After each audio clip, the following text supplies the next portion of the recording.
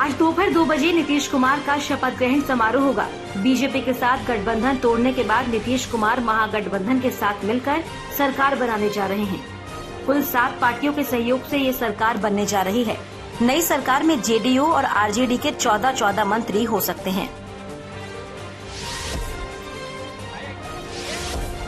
मंगलवार को नीतीश कुमार और तेजस्वी यादव ने राज्यपाल से मुलाकात की और सरकार बनाने का दावा पेश किया। राज्यपाल से मुलाकात के बाद नीतीश कुमार ने कहा कि 7 पार्टियों के 164 और 1 निर्दलीय विधायक महागठबंधन के साथ हैं। सभी साथ मिलकर काम करेंगे और बिहार की सेवा करेंगे। नीतीश कुमार ने बताया कि विधायकों से समर्थन वाली चिट्ठी राज्यपाल को सौंप दी है। 1 से 64 और इसके अलावा एक इंडिपेंडेंट हम लोगों के साथ 7 पार्टी और एक अकेला इंडिपेंडेंट, और हम लोग जो उधर थे उनसे हम लोगों ने रास्ता आज समाप्त कर दिया और हम लोग एक साथ मिल करके 7 पार्टियों में जो हम लोगों का महागठबंधन है।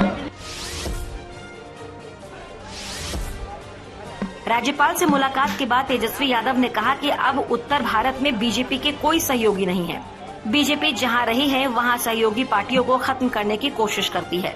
देश में जो अराजकता का माहौल बन रहा है उसको देखते हुए नीतीश कुमार का ये कदम उठाना बेहद अहम है। तेजस्वी यादव ने कहा कि बिहार का संदेश पूरे देश में जाएगा। उन्होंने कहा कि बीजेपी सामाजिक न्याय पर हमला बोलती है और उसे रोकना जरूरी है। ये तो इतिहास बताता है कि भाजपा जहाँ रहती है, जिसके साथ रहती है, उसको खत्म करने में लगी रहती है।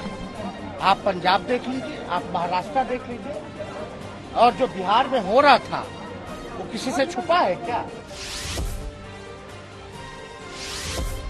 इससे पहले मंगलवार को नीतीश कुमार ने राज्यपाल से मिलकर अपना इस्तीफा सौंप दिया। इस्तीफे के बाद नीतीश कुमार ने कहा कि सब लोगों की इच्छा थी कि बीजेपी से अलग हो जाना चाहिए। विधायकों और सांसदों की सहमति के बाद फैसला लिया। राज्यपाल को इस्तीफा सौंपने के बाद नीतीश कुमार ने कहा कि बीजेपी के साथ एक नहीं कई दिक्कतें थी। उनके नेता बाद में सब कुछ विस्तार से बता देंगे। हालांकि 2024 के चुनाव में पीएम उम्मीदवार के सवाल पर नीतीश कुमार कुछ नहीं बोले। आज सवेरे हमारे पार्टी के एमपी यानी लोकसभा, राज्यसभा और विधानसभा, विधान परिषद सभी के मेंबर्स बैठे और यही निर्णय हुआ कि आप इस गठबंधन को छोड़ दीजिए। राबड़ी देवी के घर पर मुलाकात के दौरान नीतीश कुमार ने एक बार फिर नई शुरुआत करने पर जोर दिया। नीतीश कुमार ने कहा कि अब बिहार में फिर से एक साथ काम किया जाएगा। उन्होंने ये भी कहा कि 2017 में महागठबंधन छोड़ने पर उन्हें भी अफसोस है। नीतीश कुमार के एनडीए छोड़ने के बाद बीजेपी कोर ग्रुप की बैठक हुई। बैठक के बाद गिरिराज सिंह ने जमकर नीतीश कुमार पर निशाना साधा। उन्होंने कहा कि नीतीश कुमार की महत्वाकांक्षा जागी है। बिहार की जनता उनको फिर से सबक सिखाएगी। उनमें हिम्मत है तो बताएं कि उनको कौन तोड़ेगा। वो जीवन में कभी भी प्रधानमंत्री नहीं बनेंगे।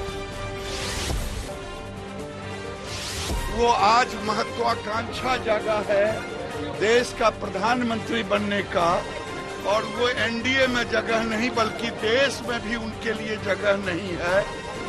ये बिहार की जनता ही उनको फिर से सबक सिखाएगी।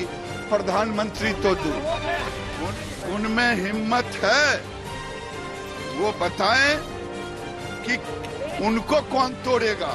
वो तो पूरे बिहार की राजनीति के तोड़ने वालों में माहिर हो गए। बिहार बीजेपी अध्यक्ष संजय जायसवाल ने नीतीश कुमार के पाला बदलने पर नाराजगी जाहिर की। उन्होंने इसे सीधे सीधे बिहार की जनता के दिए जनादेश का अपमान बता दिया। उनके मुताबिक बिहार की जनता ने एनडीए के पक्ष में वोट डाले थे, उन्हें सरकार बनाने का मौका मिला था, लेकिन नीतीश ने धोखा देकर फिर महागठबंधन से हाथ मिला लिया। संजय जायसवाल ने ये भी कहा कि नीतीश ने ऐसा क्यों किया, इसका जवाब वो ही दे सकते हैं। जो कुछ भी हुआ है उसका बेहतर जवाब माननीय मुख्यमंत्री जी दे सकते हैं। यह सरासर बिहार की जनता और मैंडेट के साथ धोखा है। और 2017 की जो परिस्थितियां बनी थी वह खुद वो बताएं कि उस भ्रष्टाचार में क्या अंतर आ गया, उस बातों में क्या अंतर आ गया। यह इस बिहार की जनता के साथ मैंडेट के साथ धोखा। बीजेपी नेता रविशंकर प्रसाद ने भी नीतीश कुमार पर हमला बोला। रविशंकर प्रसाद ने कहा कि नीतीश कुमार को बताना चाहिए कि वो 2020 का चुनाव पीएम मोदी की अगुवाई में जीते थे या नहीं। रविशंकर प्रसाद ने कहा कि नीतीश कुमार ने बिहार के जनादेश का अपमान किया है। नीतीश कुमार से हमें एक सवाल पूछना है। 20 का चुनाव नरेंद्र मोदी की अगुवाई में जीते थे कि नहीं जीते थे? किसके कंधों पर जीत हुई थी? जब मोदी जी ने बिहार में 5 चरण में सघन प्रचार किया तो जीत हुई। 19 के लोकसभा चुनाव में किसके कंधों पर 14 लोकसभा के सीट जीते थे? अपने कंधों पर क्या? जेडीयू संसदीय बोर्ड के अध्यक्ष और पूर्व केंद्रीय मंत्री उपेंद्र कुशवाहा ने जेडीयू के बीजेपी का साथ छोड़ देने के बाद कहा कि यह निर्णय सिर्फ बिहार ही नहीं, देश के लिए भी मील का पत्थर साबित होगा। उपेंद्र कुशवाहा ने ट्वीट किया कि एनडीए से अलग होने के निर्णय से देश को फिर से रूढ़िवाद के दलदल में धकेलने की साजिश में लगी बीजेपी के चक्रव्यूह से हम सब बाहर आ गए हैं।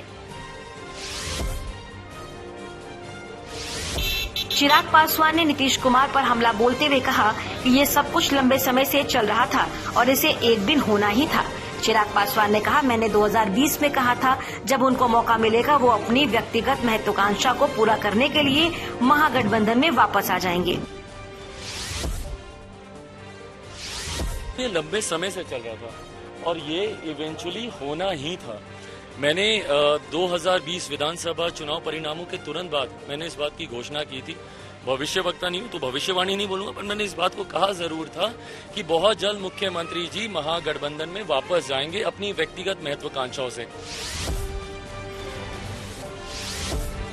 केंद्र में मंत्री पशुपति पारस ने साफ कर दिया कि वो एनडीए का साथ नहीं छोड़ने वाले हैं। उनकी पार्टी आगे भी बीजेपी का समर्थन करने वाली है। पशुपति पारस ने कहा कि बिहार में जो भी कुछ हुआ है वो विकास के लिहाज से सही नहीं है।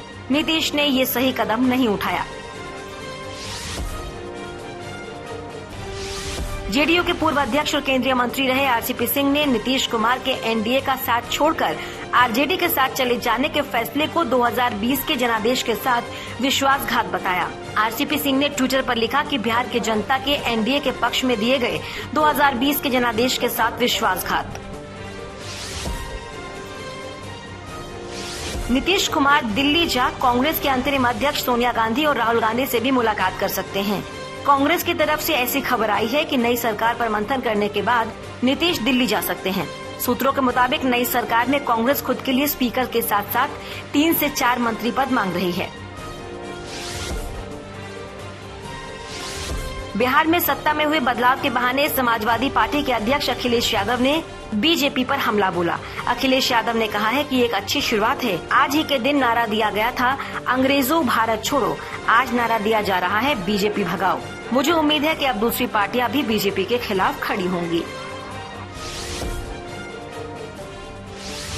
ये एक अच्छी शुरुआत है जहाँ दल इकट्ठे हो रहे हैं और दल मिलकर के भारतीय जनता पार्टी का सफाया कर रहे हैं।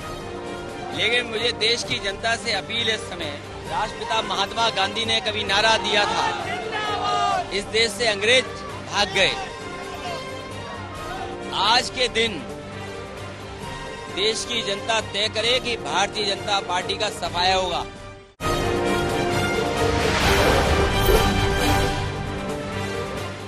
पीएम मोदी आज हरियाणा के दौरे पर होंगे। हरियाणा के पानीपत में पीएम रिफाइनरी में 2G एथेनॉल प्लांट का ऑनलाइन शुभारंभ करेंगे। अब हरियाणा के पानीपत में किसानों को पराली जलाने की जरूरत नहीं पड़ेगी, बल्कि ये उनकी आय का जरिया बनेगी। ये संभव होगा रिफाइनरी में शुरू हो रहे 2G एथेनॉल प्लांट से।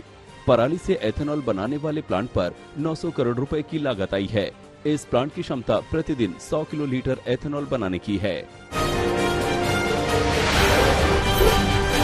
कांग्रेस नेता राहुल गांधी आज राजस्थान में होंगे। वो यहां तिजारा के जैन मंदिर में दर्शन के लिए आ रहे हैं। सोमवार को सीएम गहलोत ने भी चंद्रप्रभु दिगंबर जैन मंदिर में दर्शन किए थे। सीएम गहलोत सोमवार को अलवर के तिजारा गए थे। उन्होंने जैन मंदिर में दर्शन किए और फिर आरती में भी शामिल हुए। उन्होंने शहर के प्राचीन हनुमान मंदिर में दर्शन कर पूजा अर्चना की थी। आज दिल्ली के सीएम अरविंद केजरीवाल गुजरात आएंगे। 10 दिन में तीसरा मौका है जब केजरीवाल गुजरात जा रहे हैं। केजरीवाल विधानसभा चुनाव से पहले आपके चौथे चुनावी वादे की घोषणा करेंगे। माना जा रहा है कि आज वो महिलाओं और उनके सशक्तिकरण की दिशा में कोई वादा कर सकते हैं। सीएम केजरीवाल पालनपुर के टाउन हॉल में एक सभा को संबोधित करेंगे। आम आदमी पार्टी इससे पहले गुजरात के लोगों से कई वादे कर चुकी है। पहला वादा 300 यूनिट मुफ्त बिजली देने का किया है। दूसरा वादा सभी बेरोजगार युवाओं को नौकरी देने का और तीसरा वादा आदिवासियों के लिए किया है। रविवार को ही केजरीवाल ने वादा किया था कि सत्ता मिली तो आदिवासी क्षेत्रों में संविधान की 5वीं अनुसूची और पंचायत उपबंध कानून को लागू किया जाएगा।